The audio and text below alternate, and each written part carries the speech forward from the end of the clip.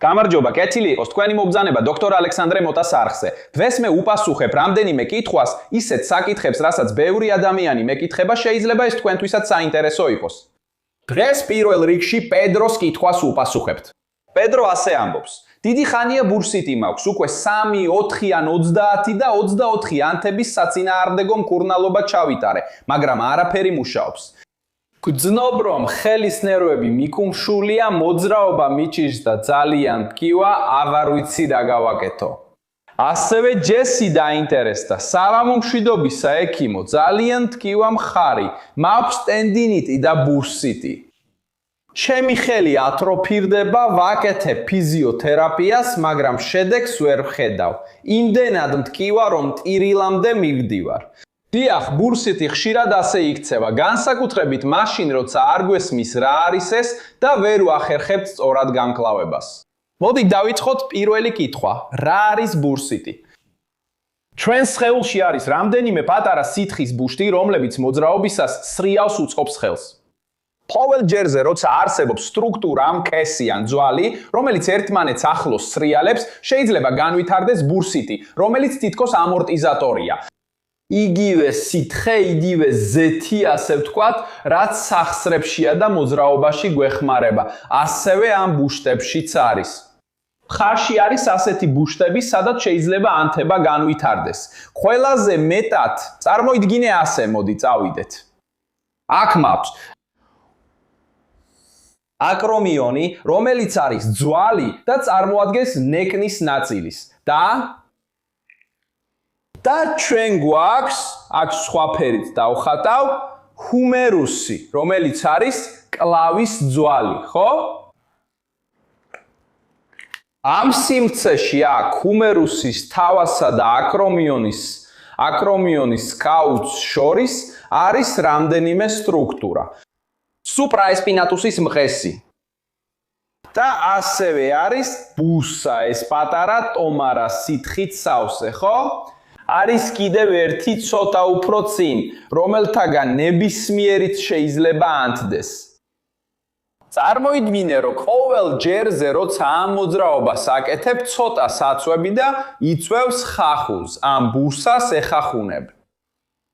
როცა მხარში რაიმე დისბალანსია, ეს ბუსა, ან თვითონ კესი, როგორც ჯესი ამბობდა, იწვევს ანთებას, რეაქციას, ხო? ეს ისია, თითქოს ამ ბუსას აზიანებ, რაც შემდეგ ბუსიტად იქცევა. ან შეიძლება მყესი დააზიანო, ანთება გამოიწვიო, რაც სუპრაესპინატუსის ტენდინიტია. მოდით ამ სურათებით უკეთ გავიგოთ, რა არის ბურსიტი, კარგი? აქ ხედავთ, რომ არის კისერი, არის გუნკერდი და აქ არის მხრისადან მკლავის არე. ჩვენ გვაქვს მკლავის ძვალი, ჰუმერუსი. ეს არის ის, რომელიც ახლა მწვანედაა აღნიშნული. ჩვენ გვაქვს ის პატარა ნაწილი, ის ძვალი, რომელზეც გითხარი, ნახე. მომეცი, აქად მოვიტანო. მზადაა, ნახე. აქ მწვანედ არის ხელის ძვალი, ეს მთელი თავი, აქ არის ხელის ძვალი, ეს არის ჰუმერუსი. და აქ გვაქვს დაგროვება. აკრომიონი ეს პატარა ძვალი, ეხლა მწვანედაა, ხო ასეა? ეს სიმცე უმერის თავსა და აკრომიონს შორის აქვს ეს ორი პატარა ჩანთა აქ, ნახე? ეს არის სუბაკრომიალური ბურსა, რომელიც მდებარეობს აკრომიონის ქვემოთ, ხოლო ეს მეორე არის სუბდელტოიდური ბურსა. სინამდვილეში ბუსიტად მივიჩნევთ მათგან ნებისმიერი ბუსის ანთებას, კარგი? თუ აქედან გვერდიდან შევხედავთ, აი ესე. აქ არის დელტოიდის ბურსა და კიდევ ერთი ბურსა. ეს ორი ბურსაა, რომლებიც მხარში ბურსიტის განვითარებაზეა პასუხისმგებელი. და აქ ქვემოთ არის კუნთი. მომეცი, ცოტა გაჩვენო აქ. აქ ცოტას მოვაშორებ ბურსას. და ხედავ, აქ არის კუნთის სუპრაესპინოზუსის მყესი. ამიტომაც, როცა ბურსას აქვს ანთება, ხშირად რთულია გარჩევა, მხოლოდ ბურსაა დაზიანებული, თუ სუპრაესპინოზუსის მყესსაც აქვს ტენდინიტი, ხომ ასეა? მოდით ახლა მხოლოდ ბურსაზე ვისაუბროთ. კარგი, მაგრამ დოქტორ ალექსანდრე მოტა, როგორ გავიგო რომ ბურსიტი მაქვს? როგორ გაიგებს ექიმი? როგორ შემიძლია მე ვიეჭო ეს? თუ თქვენ გაქვთ ტკივილი მხარში, რომელიც განსაკუთრებით მძაფრდება მაშინ, როცა ხელს თავს ზემოთ წევს, ანუ გადაცილებულია ამ 80 გრადუსს, ან ის ტკივილი, რომელიც პოზიციის მიხედვით მძაფრდება, ზოგჯერ იღვიძებთ ტკივილით, შეიძლება ბუსიტი გქონდეთ. თქვენ მიდიხართ ექიმთან, ოსტეოპათთან, ფიზიოთერაპევტთან და ის ჩაატარებს რამდენიმე ტესტს, რათა დაადგინოს ბუსიტია თუ არა. შეიძლება დაგინიშნოთ რამდენიმე გამოკვლევა გასარჩევად, რადგან მაგალითად ჯესიას შემთხვევაში მას აქვს როგორც ბუსიტი, ასევე ტენდინიტი. ხანდახან რთულია მხოლოდ ყურებით და რამდენიმე ტესტის ჩატარებით გავიგოთ, პრობლემა ბუსაშია თუ ტენდონში, ხომ ასეა? სინამდვილეში ეს საერთოდ არ არის პრობლემა. ანთება ბუსაშია თუ ანთება ტენდონში. და ექიმ შეუძლია გთხოვოს რამდენიმე გამოკვლევა. ყველაზე ხშირად ის შეიძლება გთხოვოს ულტრაბგერითი გამოკვლევა, რომლითაც ჩანს ტენდონების მდგომარეობა, ბუსების მდგომარეობა და საუკეთესო გამოკვლევა ხომ იცი არის რეზონანსი. მაგნიტურ-რეზონანსული ტომოგრაფია. რას ნახავ? ხომ იცი, რომელი გამოსახულება გეტყვის, რომ ბუსიტი გაქვს? ჩვეულებრივ ბურსიტი ასე ჩანს გამოსახულებაზე. ყველა სტრუქტურა შავია და არის თეთრი, თითქოს სითხეა. ამ რეგიონში ზუსტად აქ მკლავის ძვალსა და აკრომიონს შორის, ხო? ეს ნიშნავს, რომ ბუსა ანთებულია, მასში ბევრი სითხეა და ალექსანდრე რა იწვევს ბუსიტს? მოდი აქ ჩვენთან ბურსიტს ჩვეულებრივ სამი მთავარი მიზეზი აქვს, ხო?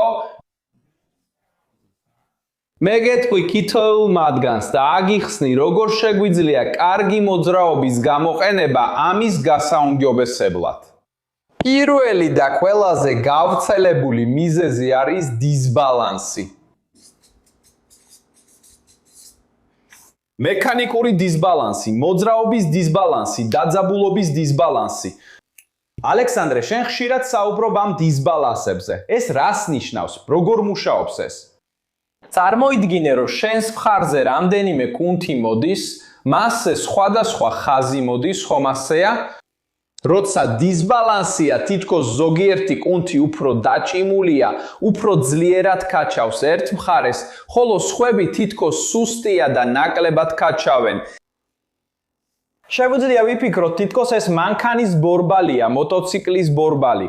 როცა ბორბალის საბურავი არასწორად არის გასწორებული, რა ხდება?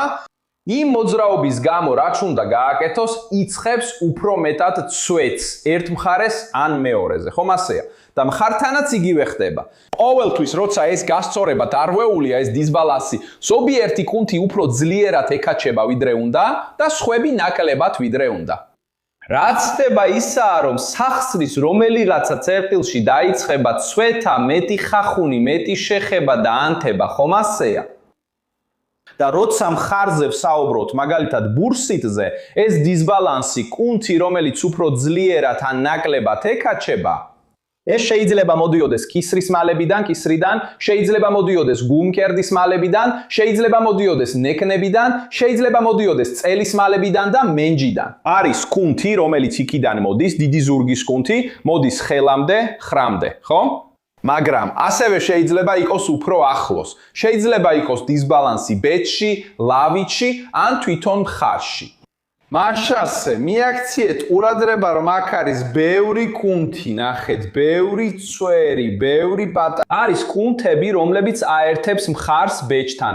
ზემოთ მდებარე ბეჭის კუნთი, ქვემოთ მდებარე ბეჭის კუნთი, მცირე მრგვალი კუნთი, დიდი მრგვალი კუნთი, ქვებეჭის კუნთი, რომელიც ძალიან საინტერესო კუნთია. ჩვენ აქ გვაქვს, მე უკვე არაერთი ვიდეო გავაკეთე ქვებეჭის კუნთზე. არის კუნთები, რომლებიც აერთებს მხარს ლავიცთან. აი მზადა, რომელიც აერთებს მხარს ლავიცთან და ასევე არის კუნთები, რომლებიც აერთებს მხარს. ნახე, რა საინტერესო აქ. ეს არის დიდი ზურგის კუნთი, რომელიც აერთებს მხარს წელის მალებთან და მენჯთან. ანუ წელის მალების დისბალანსი, გულმკერდის მალების დისბალანსი, ნეკნების, კისრის დისბალანსი. შეიძლება გამოიწვიოს მხრის დისბალანსი და არასწორი განლაგება. და როგორ შემიძლია ამის გაუმჯობესება, დოქტორ ალექსანდრე მოთა? შევიძლია ახლავე სცადო ამის გაუმჯობესება. მე მოვცემ რამდენიმე ვარჯიშს, რომლებიც ტესტის როლსაც შეასრულებს. კარგი? პირველი ვარჯიში ჩვენ დავაუმჯობესებთ ბეჭების და კლავიკულის მოძრაობას. ამიტომ, თუ აქ დისბალანსის მიზეზი, რომელნაც შენთან ბუსიტი გამოიწვია, კლავიკულაშია ან ბეჭშია, ეს ვარჯიში დაგეხმარება, შეგიმსუბუქებს ტკივილს. კარგი? ეს მარტივი ვარჯიშია, ასე უნდა გააკეთო, ნახე.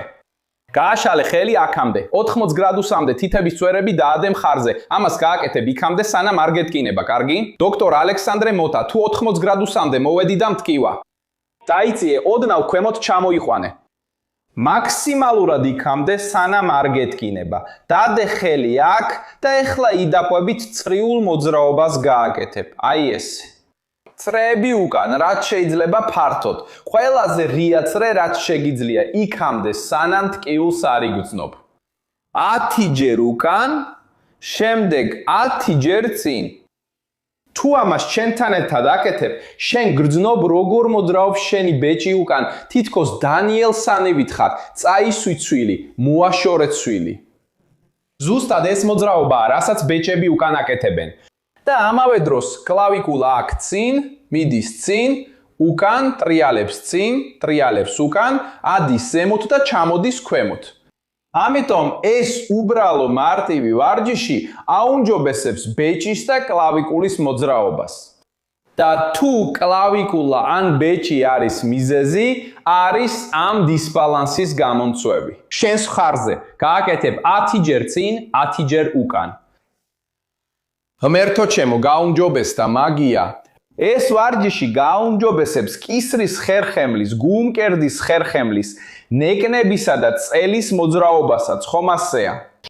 მარტივი ვარჯიშია, დაგთილდებათ სკამი, რომლის საზურგე დაახლოებით ბეჭების სიმაღლეზე იქნება, ხომ ასეა? დაჯდებით ისე, რომ მენჯი კარგად იყოს მოთავსებული, დუნდულები ეხებოდეს სკამის საზურგეს და ზურგი მთლიანად მიბჯენილი იყოს საზურგეზე, ხომ ასეა? არ უნდა მისცეთ წელის ამოსვლას. არ უნდა იყოთ მოშორებით საზურგეს. კარგად მოთავსდი სკამზე. აქედან გადაჯვარედინე თითები, მოიტანე აქ კისრის უკან და ოდნავ შეაერთე. სცადე იდაყვები წინ წაიღო. ეს მნიშვნელოვანია, რადგან თუ ამ მოძრაობას არ გააკეთებ, ან ხელს როგორც მოგესურვება ისე დადებ, ან იდაყვს გახსნილად დატოვებ, რაც ხდება არის ის, რომ როცა უკან გადაიხრები, მოძრაობას უფრო კისრით გააკეთებ და ნაკლებად გულმკერდით ტანით, ხო?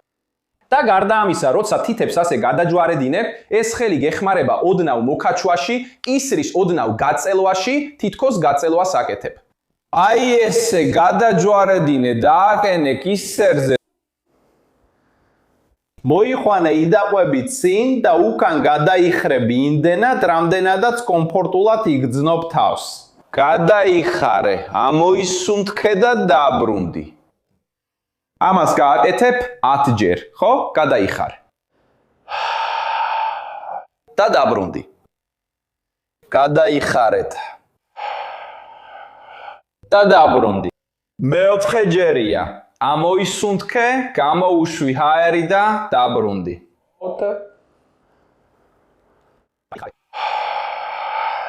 დაიხარე. დაიხარე. ჰაერის გამოშვება მნიშვნელოვანია, რადგან ამით ცოტათი ეხმარები ნეკნების მოძრაობის გაუმჯობესებას. როცა ამას აუმჯობესებ, დიაფრაგმასაც წელავ. ამიტომ აქ დიაფრაგმას იწევ, ხერხემლის წინაწილის ყველა კუნთთან ერთად. და გამოუშვებ ჰაერს.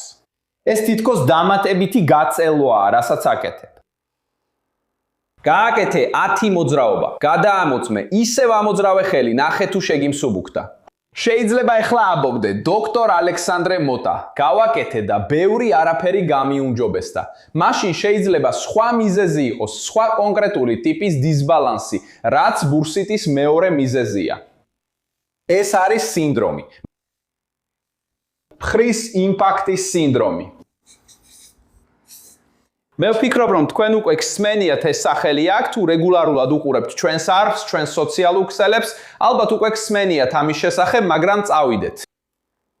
ყოველ ჯერზე, როცა ხელს ვწევ, აქ მხრის ძვალი ტრიალებს და ქვემოთ სრიალებს. იფიქრეთ ჩვენთან ერთად. აქ მაქვს აი ჩემი ხელის ძვალი, ეს ჩემი მარჯვენა ხელია. აი ხელის ძვალი, ის აქ აი ბეჭის ძვალთან ერთიანდება და აქ ზემოთ არის აკრომიონი. ამიტომ რომ ხელი აუციო, ის უნდა დატრიალდეს და ქვემოთ გასრიალდეს, ხვდები?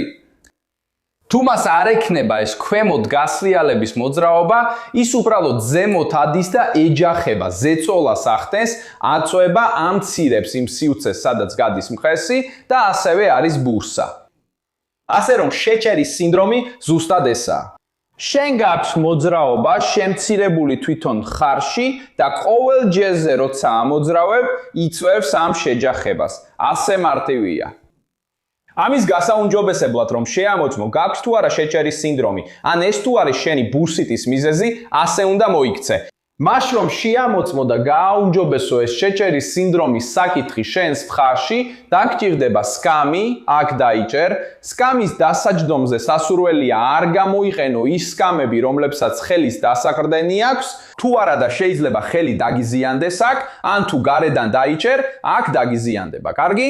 სკამი ხელის დასაყრდენის გარეშე, ხელის საყრდენის გარეშე დაიჭირე აქ. სკამის დასაჯდომზე ზუნბი სწორად კონდეს კომფორტულად. დასვენდები მოადუნებ მხარს, მოადუნებ ხელს. ერთადერთი ძალა, რასაც გამოიყენებ, არის ხელზე, რომ ხელი არ გაგისრიალდეს. კარგი? დაიჭირე, გადაიხარე მეორე მხარეს და დაბრუნდი. ამ მოძრაობას გააკეთებ 30 ჯერ იმ ზღურამდე, სადაც არ გთქივა. ალექსანდრე, აქ ნახე, აი, მტკივა, ძალიან შორს მიდიხარ. მიდი იქამდე, სადამდეც კომფორტულად ხარ და დაბრუნდი. 30 ჯერ. თავარია აქ მოძრაობა, ის რიტმი, რომელსაც აძლევ, ხო? თუ მხარს მოდუნებულად დატოვებ, როცა მეორე მხარეს გადაიხრები სრიალებ, გახსოვს ის პატარა მოძრაობა, რაზეც გითხარი, ხო? სრიალებ ჰუმერზე ქვემოთ, თითქოს ზეც ასხამ სახსარში, ასე ვთქვათ, მხრის სახსარში და ქმნის სივრცეს აკრომიონსა და მკლავის ძვალს შორის, ხომ ასეა. თავარია რიტმი. 1, 2, 3. 3 და მოდუნება. და არა ძალა, რომელსაც იყენებ, არ გჭირდება დაძაბვა, რომ სცადო უფრო შორს წასვლა. 30 ჯერ. დაასრულე 30 ჯერ, გაამოძრავე, ნახე, შენი მხარი უფრო მსუბუქია თუ არა, შეგიძლია თუ არა უფრო მეტად ამოძრავო მხარი ტკივილის გარეშე. და ამ დროისთვის დარწმუნებული ვარ, ადამიანების უმეტესობამ უკვე იგრძნო შვება. და უკვე დაიწყე შეგრძნება, რომ შეიძლება ტკივილი კონკრეტული ანთება შენს სხეულში, შეიძლება გამოწვეული იყოს სხეულის სხვა ნაწილებიდან, ხომ ასეა. და არის უმცირესობა, რომელიც ამბობს, დოქტორ ალექსანდრე მოტა, უკვე გავაკეთე ვარჯიში სკაპულასა და კლავიკულაზე. დოქტორ ალექსანდრე მოტა, უკვე გავაკეთე სავარდლის ვარჯიში, ხერხემლის გაწელვის ვარჯიში. უკვე გავაკეთე მხრის სრიალის ვარჯიში იმპაქტის სინდრომის გასაუმჯობესებლად და მაინც მტკივა ჯერ არ არის, ჯერ ძალიან კარგი გაუმჯობესება არ ყოფილა. მას წავიდეთ. შეიძლება იმ უმცირესობაში იყო, ვისაც აქვს ის, რასაც ჩვენ აკრომიონის კაუჩს ან აკრომიონის კაუჩის ფორმას უწოდებთ. არსებობენ ადამიანები, რომლებსაც განსხვავებული აკრომიონი აქვთ, აქ სწორი რომ იყოს, აქ ქვემოთ პატარა წვეტი აქვს, ხო ასეა. ეხლა წარმოიდგინე, ეს პატარა წვეტი რო ქვემოთ აქვს, უკვე ამარტივებს, არ იწვევს, მაგრამ ამარტივებს იმ სივრცის შემცირებას და ბურსის ან ყესის ხახუნს. ანუ ვისაც ეს ანატომიური ვარიაცია აქვს, ვისაც ეს აკრომიონი ოდნავ განსხვავებული აქვს, უფრო მარტივად უვითარდება ბურსიტი და სუპრასპინოზური ტენდინიტი. არ ვამბობ, რომ ვისაც გართული აკრომიონი აქვს, ვისაც ეს აქვს, აუცილებლად მოუწევს ტკივილთან ერთად ცხოვრება. ჩვენ არასდროს გვჭირდება და არასდროს უნდა ვისწავლოთ ტკივილთან ერთად ცხოვრება. ხომ ასეა? ჩვენ ყოველთვის უკეთ უნდა გავიგოთ. ან პრობლემა ბრჭყალებში, რომელსაც უგრძნობთ, რომელიც იწვევს ტკივილს. ან უკეთ გავიგოთ ჩვენი სხეული, რომ შევძლოთ ტკივილის გაუმჯობესება, თავიდან აცილება ან აღმოფხრა. ალექსანდრე, მე მაქვს კაუჭისებრი აკრომიონი, უკვე გავიკეთე გამოკვლევა რენტგენი, ულტრაბგერა რეზონანსზე და უკვე გამოჩნდა, ექიმმა უკვე მითხრა. რა შემიძლია გავაკეთო? ყველა ეს ვარჯიში, რაც დღეს აქ გასწავლეთ, შეიძლება დაგეხმაროს. მოგიწევს ორმაგად იზრუნო საკუთარ თავზე, რომ ყოველთვის კარგი მოძრაობა გქონდეს. კლავიკულაზე, სკაპულებზე, საშვილოსნოს ყელის მალებზე, გულმკერდის მალებზე, გულმკერდზე, ნეკნებზე, წელისარეში და მენჯზე.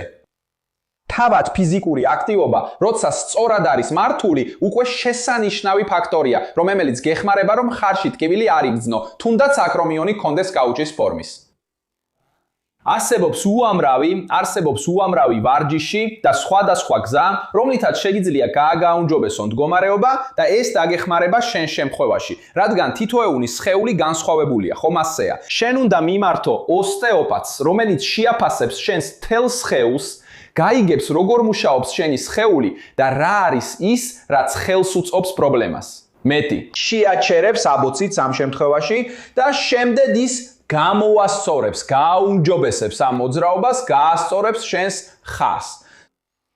და შენს ხარს ჯანმრთელად შეინარჩუნებს. კარგი, შეიძლება კიდევ მოგცეს სავარჯიშო, რომ სახლში გააკეთო. ყველა ეს ვარჯიში შეიძლება დაგეხმაროს, მაგრამ შენს შემთხვევაში ეს საუკეთესოა შენთვის.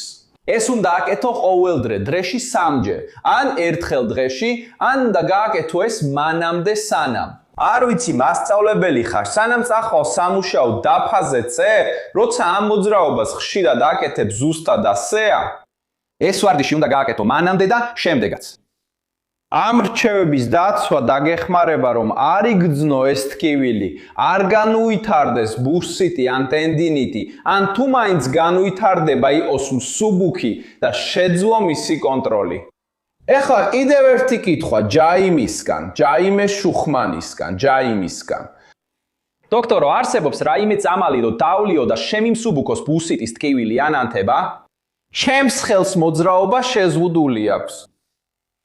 ჯაიმე, საქმე ასეა. მე ვარ ფიზიოთერაპევტი, ოსტეოპათი, წამლებთან არ მუშაობ, კარგი?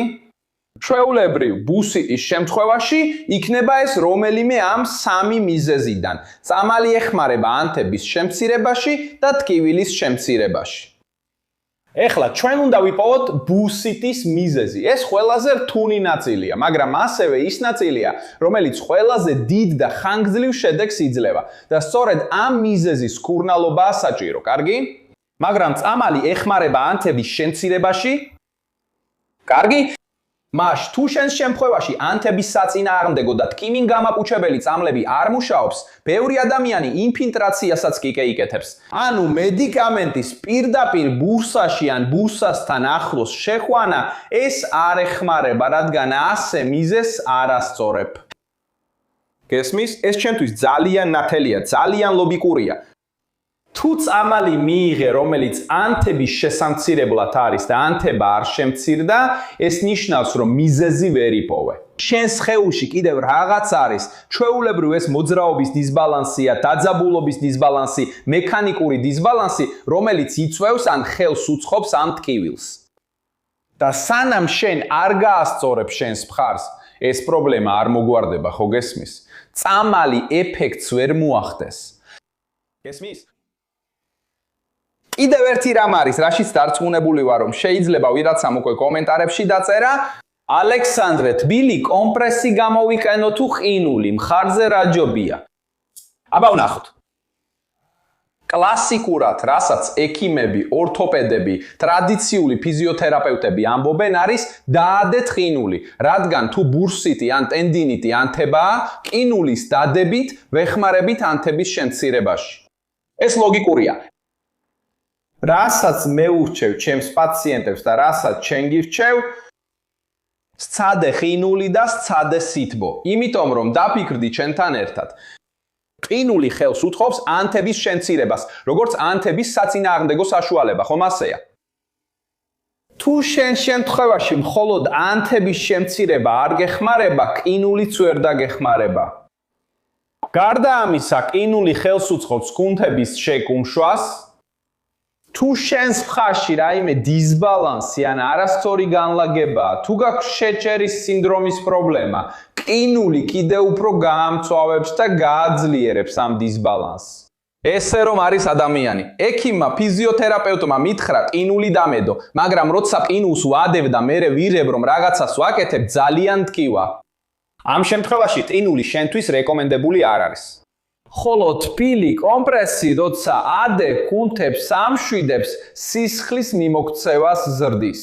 ანუ სხეული უკეთ ებრძვის ამ ანთებას და თავად სახსარი უფრო მარტივად მოძრაობს.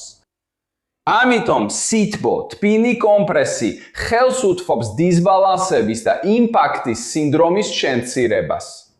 კარგი? ამიტომ თუ ეს შენი შემთხვევაა, თუ ყინულს გამოიყენებ, მდგომარეობა გაუარესდება.